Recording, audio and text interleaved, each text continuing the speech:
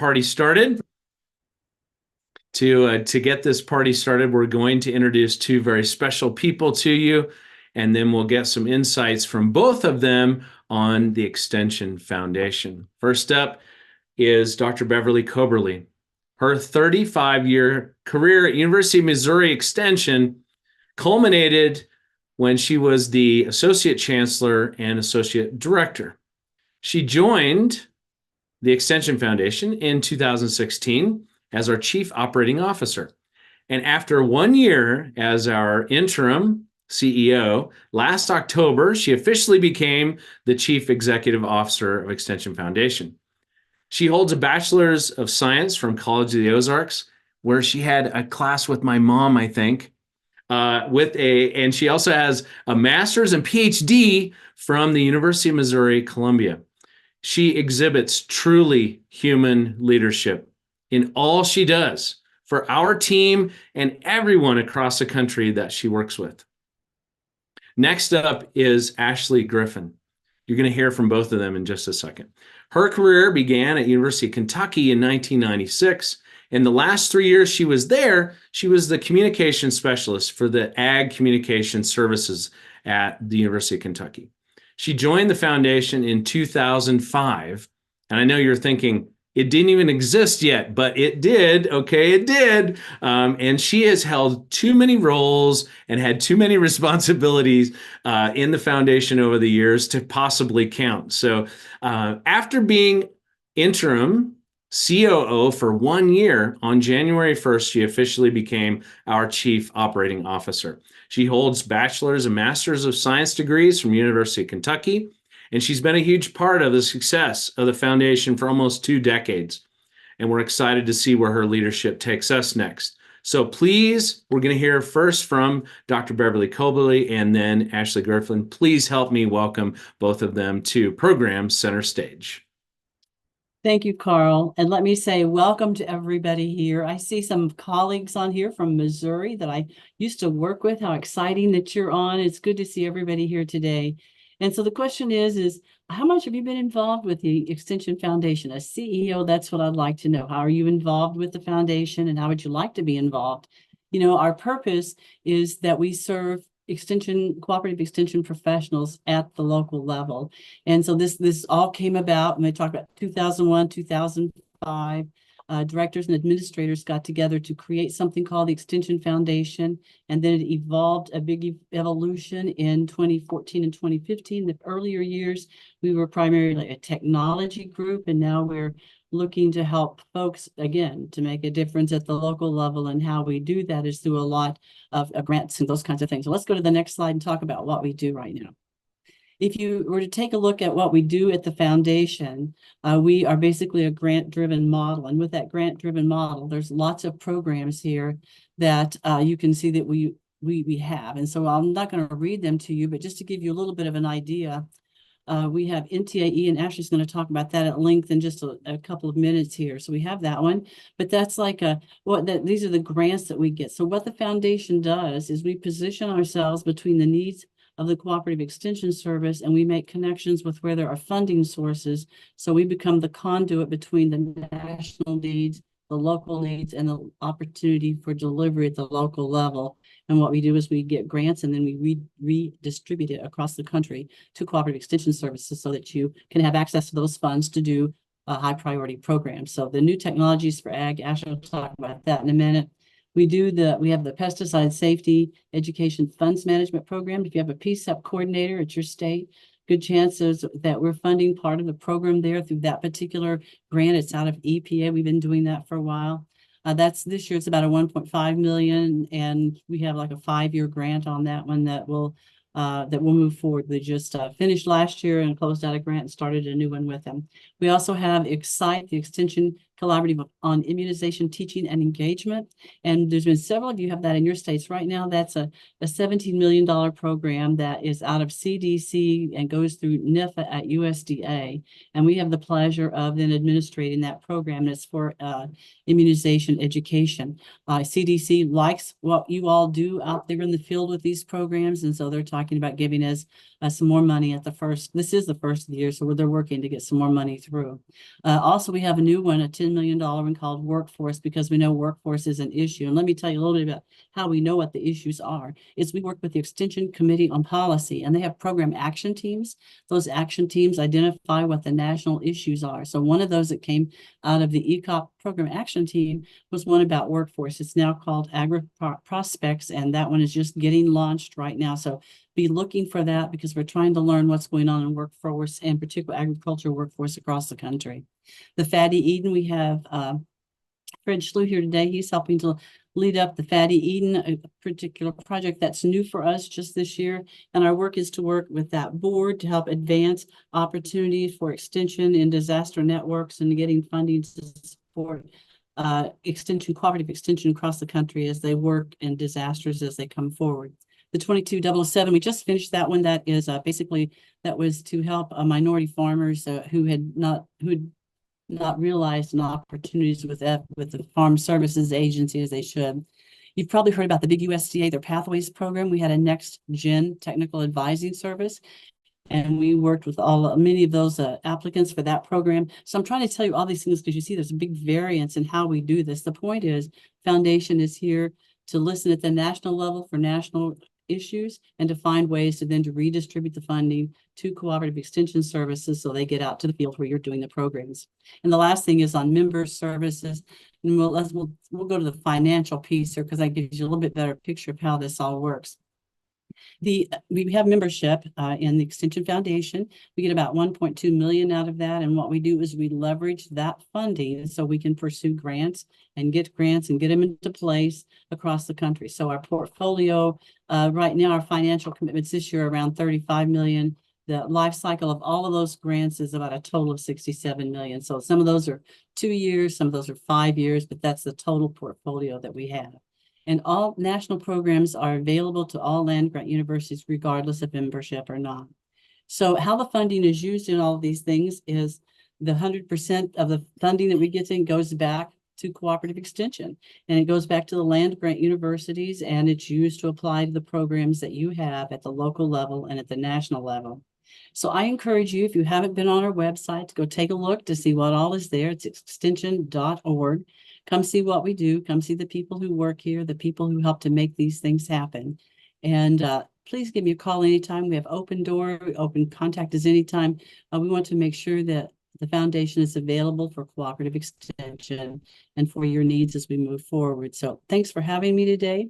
I'm going to move on to Ashley. I think she has the next set of slides, and because we want to get to what Karen Vines is going to talk about. So thank you for being here, and it's really good to see you all today. Ashley? Thank you, Beth.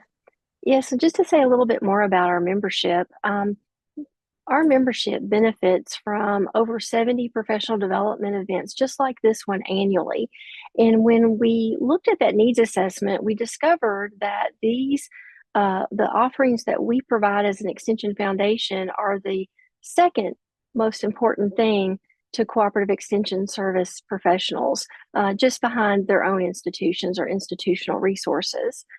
We also wanted to share that, membership funds the core initiatives of the foundation, the things that benefit the land-grant universities. And one example of that might be campus.extension.org.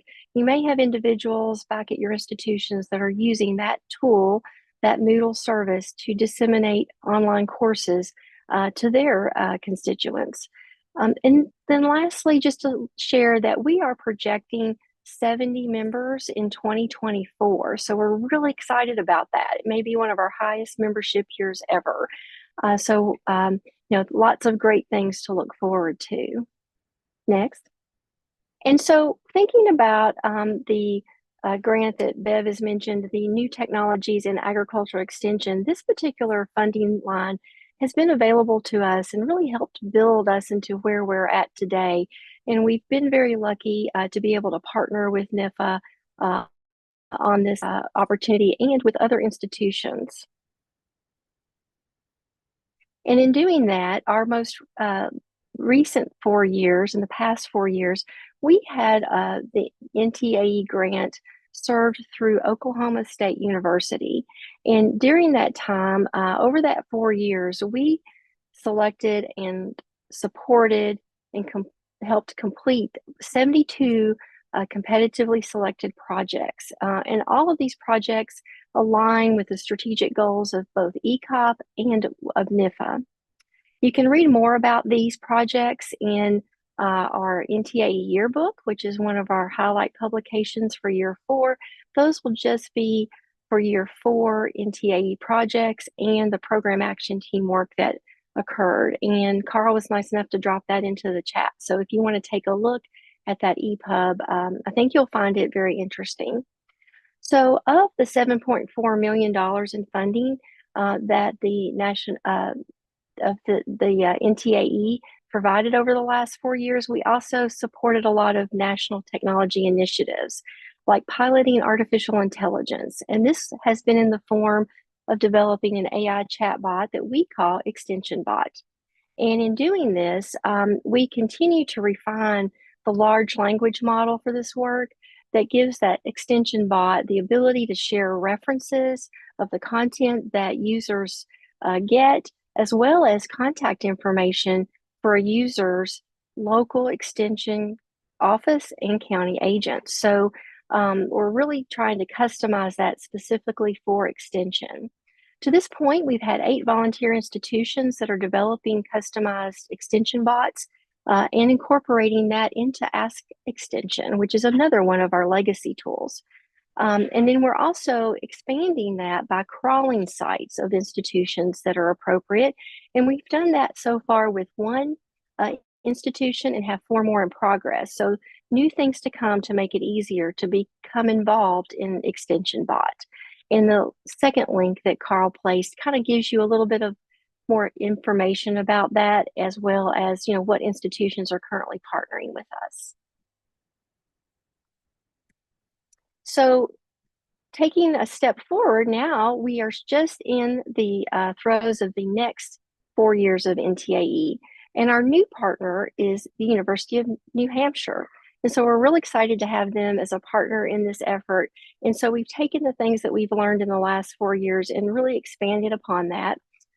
This year, we are currently, actually at this moment, we're currently selecting from 64 applications that were submitted for 4 program areas as listed on your slide. So you can see there's quite a bit of depth and breadth opportunities for projects to come out of your institutions. And we will be reviewing and hopefully notifying those individuals within the coming week.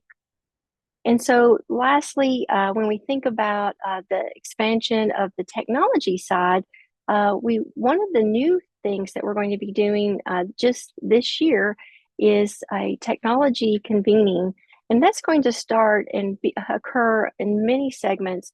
But the first is with NETC, the National Extension Technology Community Conference. And so in May, we will have an AI track at NETC. So if you have individuals from your institutions attending, then they'll be able to hear firsthand not just what we're doing, but other thought leaders around artificial intelligence.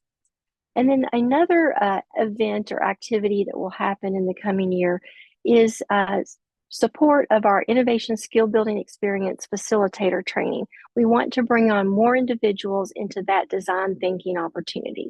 So stay tuned for those dates. And this is my great pleasure to switch gears and let us get right into the needs assessment.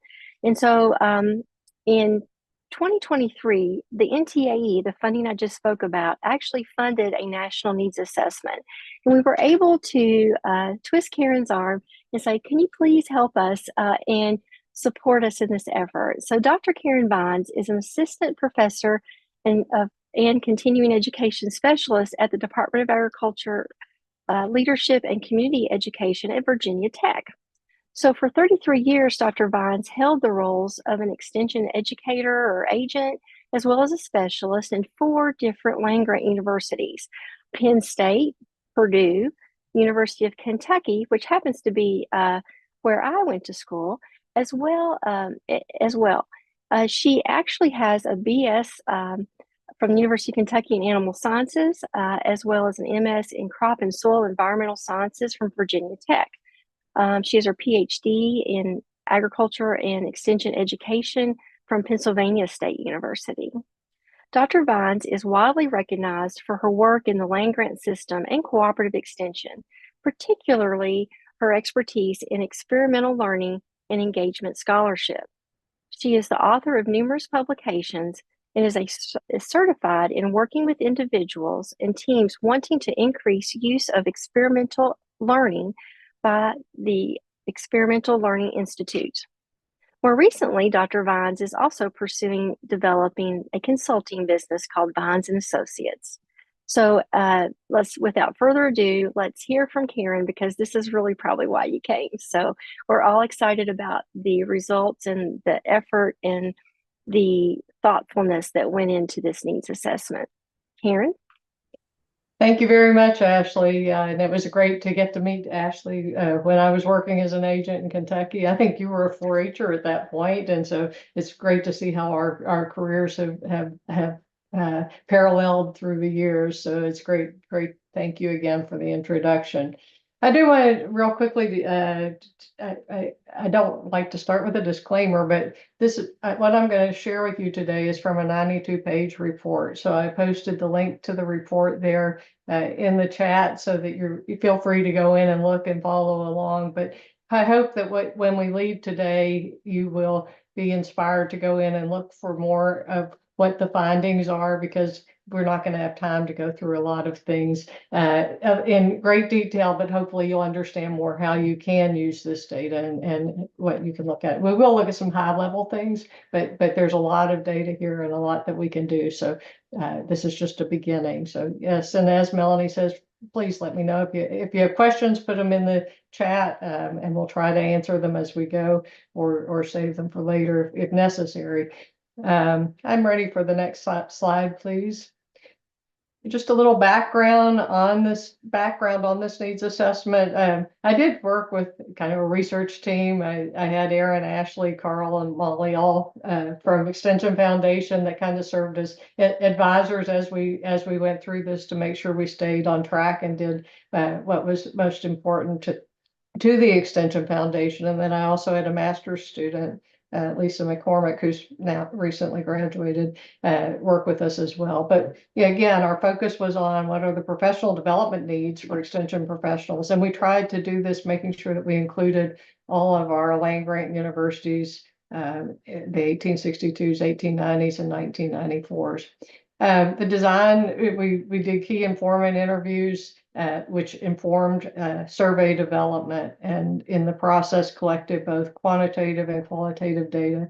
And as I said earlier, it's a large data set and a lot of value to it that I think that you can appreciate. Next slide, please. In terms of the methodology, we conducted 16 qualitative interviews between March 29th and April 25th of 23. And I believe I've seen some people on today that participated in those interviews. Thank you so much for doing that. Not only did these people participate in the interviews, but they also helped to review the survey as it was developed, and then also to promote the survey within their home institutions. So they were really important to what we see as the success of this needs assessment. Again, because we wanted to make sure that we had people from all of our land grant types, we made sure that we had all land grant types represented, and then also that we represented all of our extension regions. And the purpose there was, just to make sure that the questions we asked were relevant and meant something to people across our extension programs. You can see here I listed some of the roles that were represented in those interviews. So hopefully you see we did get a wide range of people participating in that to make our data that we collected through that more broad and appropriate to everyone. So then in May, we developed the survey from the coded interviews. Again, we had that reviewed by Extension Foundation and the interviewees.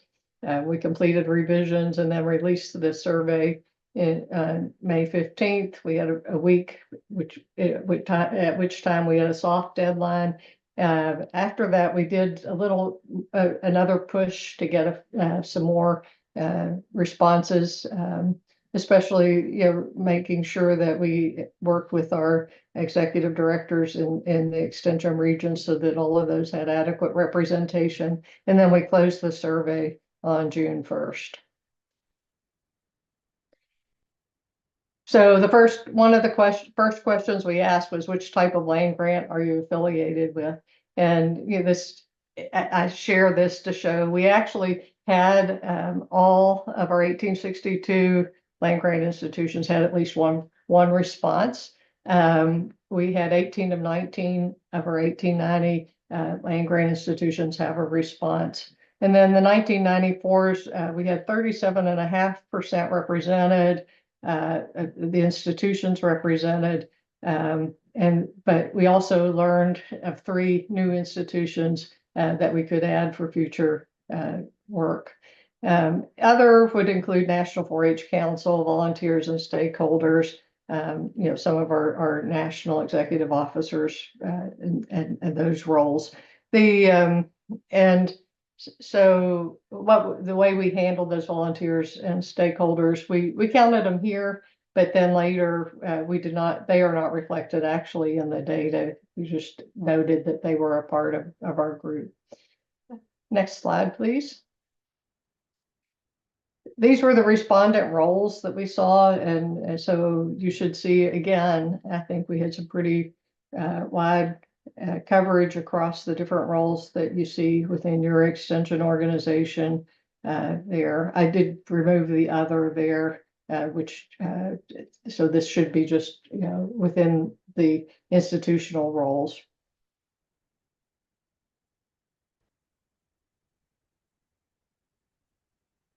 The things that we asked was, how many years have you been in your role? And you can see there is a wide range of years that were represented here, and some of the information there. We did break this down in different ways, and one of the other things that we did in conjunction with this it was also to provide definitions for the different career stages that Rank Campanile defined back in the 80s, and we and asked people where they were in those stages as well. Thinking that may be more appropriate sometimes when we're thinking about people that transfer into cooperative extension with lots of experience. Maybe they don't come in a career stage that would match their chronological stage in the organization. So I say this to say that there are lots of ways we could slice and dice this data. Today, we focus more on the institutions, but we could also look at things based on people's career stage or their years of service in an organization, or program areas or roles, as we've talked about earlier. One of the things that really strikes me as I look at this slide is the difference that we see with our 1994 institutions. And I think, to me, what this says is that we are right to try to make sure that we do the needs assessment in a way that shows differences as well as similarities across the organization, so that we can make sure that we're doing the best we can with all those different organizational types. So that's just a point I wanted to make related to the different types of groups that we're representing. The next slide. One of the first things we asked then when we got into the talking about cooperative extension was, what are the challenges that you face? And we recognize some of the challenges that people identify here are not necessarily things that we fix with training or professional development.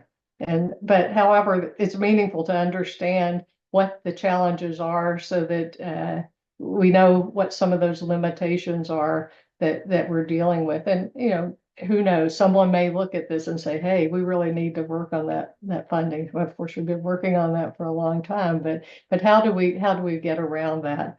But if you look, and so as you look at this, you'll see things that you can say, hey, well, that's not really training, but still, if someone feels like that's a top challenge, we need to meet them where they are and recognize what their limitations are as well. You can see in here again some differences across the different institutional types, and just to let you know, we counted the number of responses. So the highest rank would be the item that received the most votes, was selected the most by people within those organizations. In this question, the top challenges, people were asked to identify their top three. And in most cases, people did that. We did have some that would go through and choose more, but when we looked at the data, really, most people did stick with their top three. So, again, looking at this, you see funding and other resources, for all 1862s and 1890s. When I used to teach classes on cooperative extension, that's what students would say: funding and other resources are a big challenge. And so, I mean, we've known that for a while, but looking at 1994, institutional support was actually an item that was added to this survey as a result of the interviews that we conducted. And it really speaks a little differently to what people see as challenges than necessarily that external piece of where's the funding. So it can be more internally driven. So again, looking at these differences. As people selected the responses, so people had a chance to pick the top three challenges. If you look at the next slide, you'll see for each item that they selected, there were also were subcategories that they could identify as well. So the subcategories here are shown for funding and other resources.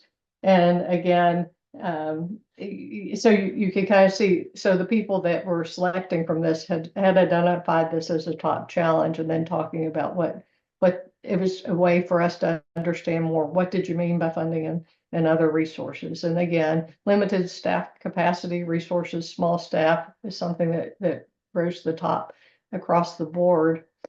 Funding, which is already part of question one, came up again. But then meeting increased societal need, and you think about how do we, we've always been about the business of meeting societal needs, but maybe societal needs have changed over time. So how do we make sure that people are prepared within their profession so that they can address the changing societal needs, and we can support them in doing that? Because I know over the course of my 33 years, things changed as in the way that we worked with the needs that we were addressing, and the support that we needed in doing that. So how do we do that?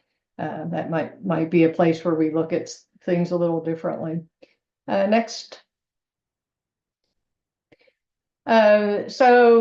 And for every category, and I omitted the others because they were generally small in numbers, but this is where we got some depth also in the survey, where the write-in comments that people would provide for others. And I'm not going to read this to you, but you can kind of scroll through it.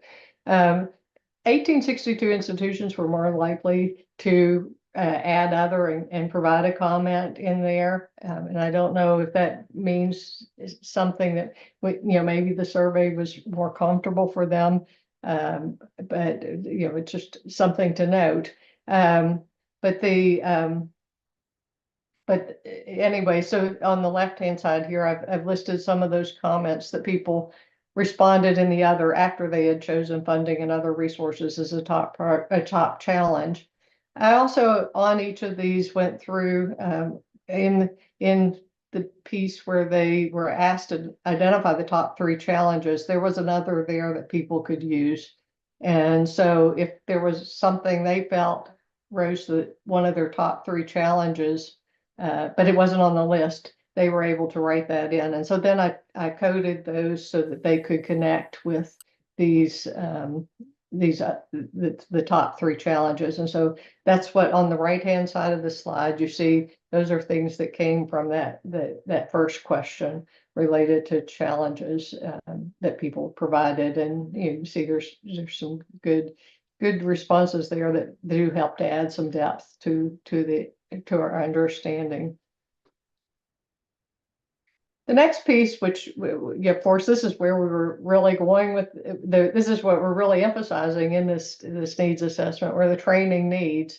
And I think here you really do see some changes or some differences that are expressed by the different institutional types. And so, here, if we each of our institutional type had a different highest response in terms of what their training needs are. For the 1994, it's professional development. For the 1890, it's career progression. And for the 1862's community engagement. But yet, if we looked at this and just looked at all, we would end up focusing on community engagement, and we might not get to some of those other areas that were of primary interest to the other institutions. So, I think we had a pretty good list here of things that were provided. Of course, there is another category that we carry through, as we did with the previous question as well. So. For this example, I just looked at the career progression training subcategory, which was the number one need identified in the 1890 institutions. And you can see organizational leadership developments really what came out again as having the largest number of responses from the 1890 institutions, but also from the 1994 in terms of career progression. So whereas it may be that in 1862s we need more higher level training across career stages, maybe in these other institutions we just need to think about how do we develop people to move into these different organizational roles. So again, emphasizing that we do need to pay attention to our different organizational types, and also seeing what those differences are across our extension organization. In this, now, one of the things I'll also mention here, as you go through the report, you're going to find that there were places where some of the subcategories may be repeated because there can be differences in meaning based on whether you show up in one space or another. For instance, I think agent mentoring and specialist mentoring show up in a couple of different places where it seemed like they were critical there. And yet succession planning and coaching, I believe, are two that show up here more than in other places. So some of those nuanced meanings that we have by categories could come out in this piece of the study. Okay, and so then again, looking at other responses, and again, 1862s provide these, and these were just the responses to career progression, but you can also see we did have some overarching training needs that came out as well, related to people that selected career progression as a training need.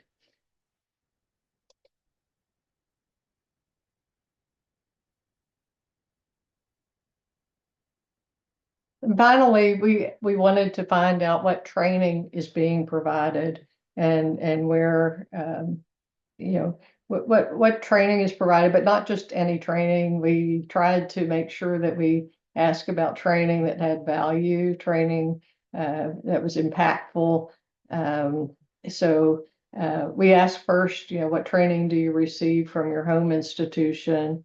Our second question, and this graph here taken from the report provides some feedback on that, was what are your sources of value added training? And we didn't specify that this had to be connected to your work. This could be personal or professional value added training.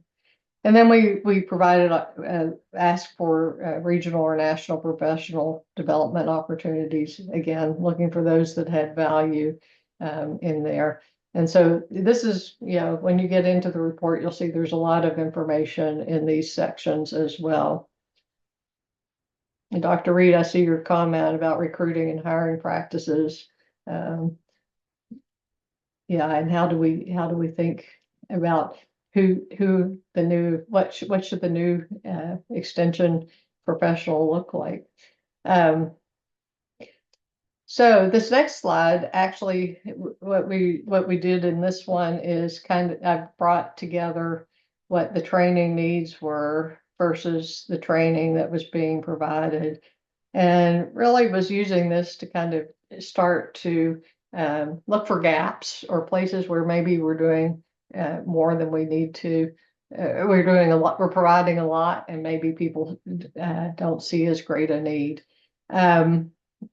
And I think there are a couple of ways, that we could look at this. Something else I need to add here with the training that is provided, and when you look in the document, you'll see this, but if someone when we ask people what training is provided by their home institution, the section there includes the institutions where those trainings are provided.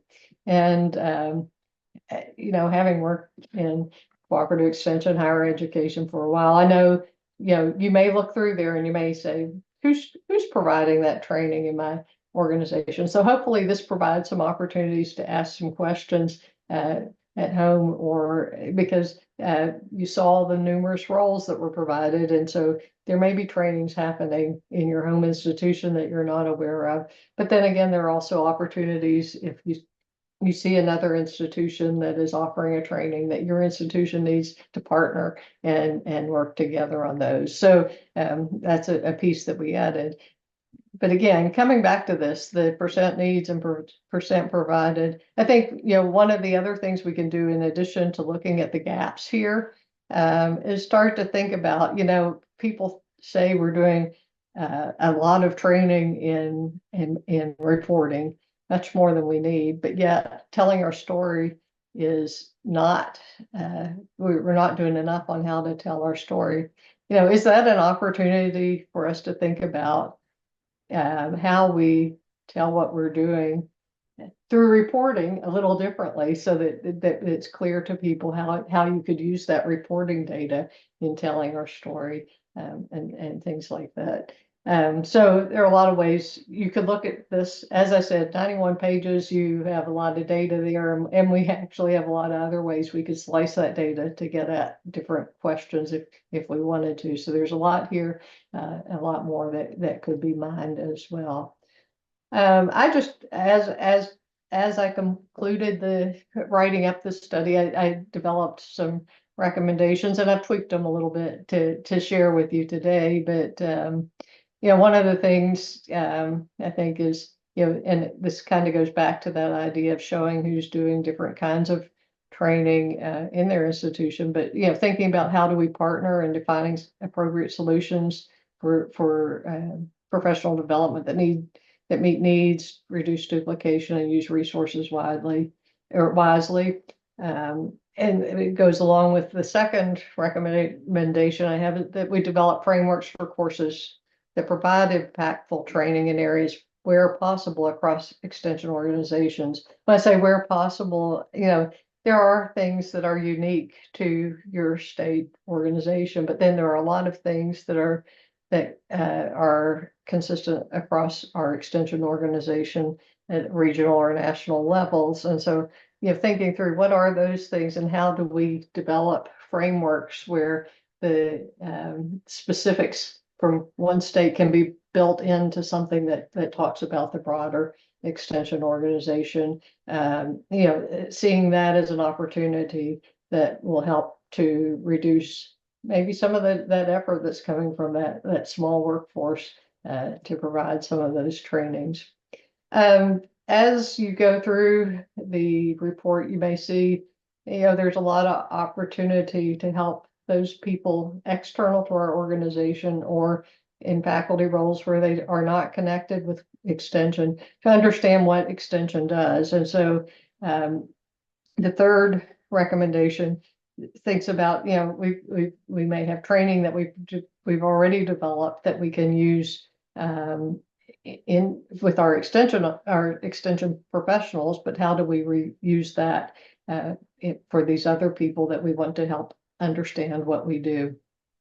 There have been many people who have talked about need for a national extension certificate, or some kind of a background that you could use that current or prospective extension professionals could use just to kind of say, I've done this, I know this. So this is an opportunity that I think also comes out in this needs assessment as well, and is supported there. And then one of the things that came out of both the interviews and also in some of the responses in the survey is that, we have these different organizations all over the country. Sometimes what we are in one position in one organization doesn't seem to match with other organizations, but because we use different terminology to talk about who we are. And so there seem to be opportunities to develop some resources that help people understand, when I say I'm this in this organization, that connects with that in another organization, so that those people can increase understanding, support, and networking opportunities, especially as we talk across different institutional types. And then using the data as a baseline for future studies and continued work and extension. I think we were quite fortunate to get the representation that we did in this study. And so I think it's a great place to build on for the future. And then in the 1994, as I mentioned, as we looked at the years of service, I think we need to better understand that discrepancy and figure out, if there are things that we need to do to better meet professional development needs across these different institutional types. And then I also think it would be exciting, and this, I think this does come also out of this study, but just to look in the future at what stakeholders and volunteers see in what we do and how we do it, and what we can provide. So that really is where I am today. I know I've talked about a lot, but this is just a nutshell when you consider the whole report. I hope you found it meaningful and that you will dig in and look more closely at what's provided in the assessment. And if you have questions or want to talk to me about any of this, please feel free to reach out, and I'm happy to interact with you in the future about this. So, but thanks again to Extension Foundation for this opportunity. And I'm going to turn it over now to Melanie, because she's going to talk about some of the things that Extension Foundation's been able to do in response to the work that we've done. Thank you so much, Karen. Yeah, that is so much good info, so valuable to all of us. So if anyone has any comments or questions, I'm going to go through this quickly, and then hopefully we can get those answered at the end. So thank you to Karen again for being here today to give us, that quick overview. So for those of you who I don't know, I'm Melanie Pugsley with the Extension Foundation. I'm coordinating this year's professional development events, and I'm also be hosting the majority of the session. So I'll be seeing you if you join us this year. I'm going to quickly review our upcoming professional development schedule and just tell you about how it aligns with the results from the needs assessment. So for anyone who doesn't know, we have these 3 monthly professional development events: Extension Skills, which is a skill building workshop. We invite someone in to give us their expertise, their best practices, their tips on a certain topic. And then Dynamic Discussion, is a panelist or a host that facilitates a discussion and sharing among a hot topic is what we call it. And then Program Center Stage, which is today's session, we invite a team, a national team or a local team, to discuss their project, their impacts, their lessons learned, to share resources so we can facilitate more shared learning. So the Extension Foundation response. So we were able to tailor this year's professional development initiatives to directly address some of the insights that we got from the needs assessment. So that led to the different categories that you can see here. So each session in Extension Skills and Dynamic Discussions is going to be in one of these categories. In Extension Skills, we just had our first Telling Your Extension Story session. And then in February, we have a team coming in to discuss reaching diverse audiences through social media. So I hope you can join that. And then we have our first dynamic discussion. Actually, this Thursday, we have a panel discussing equity needs and extension. So our hope is with these sessions, how we planned it out this year, using the needs assessment and all your feedback, that they will be relevant for you and your work, and also that these will be a place of shared learning and support for you and support for extension work across the system. So I'm going to put in the chat where to register for those sessions, and you can also get more information on and more details about this month's session on the page as well. And if you ever want to register and you can't make it, you will get an email with the recording and all the resources, and you can also find the recording and the resources on Connect Extension. So outside of professional development, we also have leadership and team development available for our members. So I'm going to hand it over to Carl to talk about that. Thanks, Melanie. Hi, friends. Thanks for being with us again. And leadership and team development this year, we've labeled it Leadership Launch. Okay, yes, I love those rhetorical devices. Yes, alliteration wins again.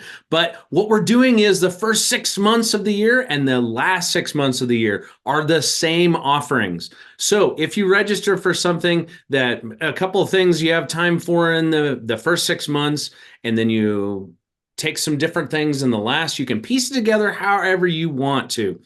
These sessions are typically not recorded because we get into some pretty personal things, and we want it to be a safe and brave space for people to share and learn and grow together on their leadership development. So you'll see there, we started off this year, actually last Tuesday, with Personal Leadership Bootcamp. We're offering this again. You see on the needs assessment, core values shows up. That's exactly what we're doing, right? You always show up for what you believe in, and that starts with your core values. And we're going to continue to do our sessions on trust as well, how it's less about the time to build trust, right? And it's more about our behaviors that we display to one another every single day. It's not so much about intensity, it's about that consistency. And then we dive into busy as a choice. You might have seen, as Karen was going through there, something about we need to do something about preventing burnout and things like that. So this is a way that we can really start to play to our strengths and make things more effective and more efficient. We know that when we get together, there's things that happen, right? That there's some drama at times. And so we go into some things with diffuse the drama on how we get in our own way with that and how we can change and adapt to seeing ourselves playing new roles that are helpful in and more collaborative with one another. We have a couple of premier offerings that we have here in the course of Leadership Launch. And the first is Crucial Conversations for Mastering Dialogue. And number 2 is Crucial Influence. These 2 courses are content from the folks at Crucial Learning. You might still remember this group as Vital Smarts, but these are 2 legacy courses from them. And they've recently updated both of those books as well. So the trainings have been updated, and we're offering those as part of this leadership and team development here. And I will just tell you that Crucial Conversations, one of the comments that were received last year from one of the participants, gentleman said, "I wish I'd had this course about 8 months ago. I would probably still be married." So Crucial Conversations is not only for professional life, but personal as well. It's everything. And we work on those things very intensely throughout each one of those sessions. Crucial Influence is also really a really neat thing to start to look at how your leadership is influence and how your influence is felt by others through your behaviors. And there's, again, some really wonderful things in there. And we follow that up with teamwork. This is always a fun class, because what we do is we find out how people are doing. How are you feeling in the 5 really key areas to highly effective teamwork? Psychological safety, dependability, structure and clarity, meaning and impact, And I'll tell you, cooperative extension folks do really well in meaning and impact. It's those first three that we kind of see areas or opportunities to grow. And then distributed leadership. This is a new one for this year and something we've worked really hard on, and it's really fun. It's going to be it's a longer session, but it's really, really fun. There's some fun exercises in there. So that being said, there's a lot of connections to the needs assessment in this work as there are in our professional development things. And drop the link in the chat there for you to go check out more about each one of these and register for any of those that you would like throughout the year. And we hope to see you in some of these sessions very soon. Okay, back to you, Melanie. Great, thank you. So I just wanted to urge everyone to stay connected with the Extension Foundation. Like we said, we hope to see you at an upcoming professional development or leadership event. And we also have different events throughout the year outside of these.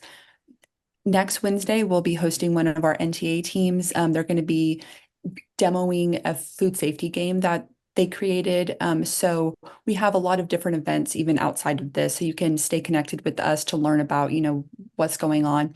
So the best way to do that is to join us on Connect Extension. So Connect Extension is like a social media platform for for extension professionals. So you can find events on there, job postings, there's resources, there's conference dates, anything that you need like that, that's where you can find it on Connect Extension. And then on our website, we go into more detail about each of our projects that Bev shortly went through earlier.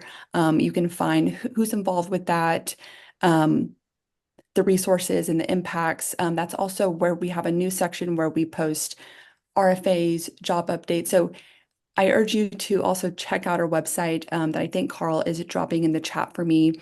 And then on our website, we also have our publications database. So we have a team at Extension Foundation that creates digital publications, and they share knowledge, best practices, and information and models from our NTA projects and also other national groups and projects. And then lastly, I hope you follow us on social media. So those are just some ways that you stay connected with us to know what's going on, not just with the Extension Foundation, but across the system, so we can facilitate more shared learning and give opportunities for professional development and other events that are going on. So that's all we have for you today. If there's any questions or comments for Karen or Bev or Ashley or anyone, please let us know. But if not, I hope everyone has the great rest of the week. Thank you so much for joining us today, and we hope to see you at an event later this year.